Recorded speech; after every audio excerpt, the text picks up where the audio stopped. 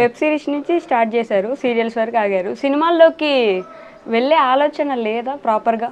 అంటే నాకు అంటే వెళ్ళాలి వెళ్ళకూడదని ఏం లేదు. ఓకే.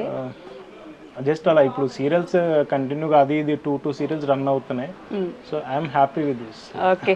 మీరు రీల్స్ చేస్తే మేము అసలు ఒక్కొక్క రీల్ డాన్స్ అయితే మీరు హారిక గారు చేసే వాటికి విపరీతమైన ఫ్యాన్స్ అండి. నేనే కాదు చాలా మంది ఉన్నారు.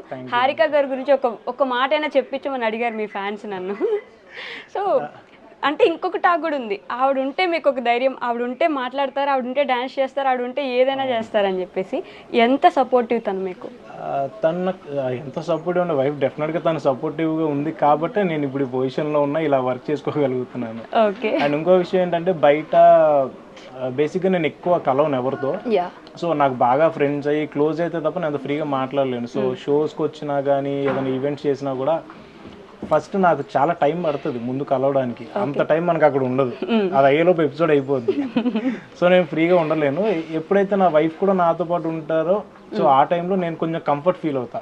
ఓకే నా మనిషి నాతో పక్కన ఉంది కాబట్టి అప్పుడు వచ్చే ఎనర్జీ కానీ ఆ ధైర్యం కొంచెం వేరు.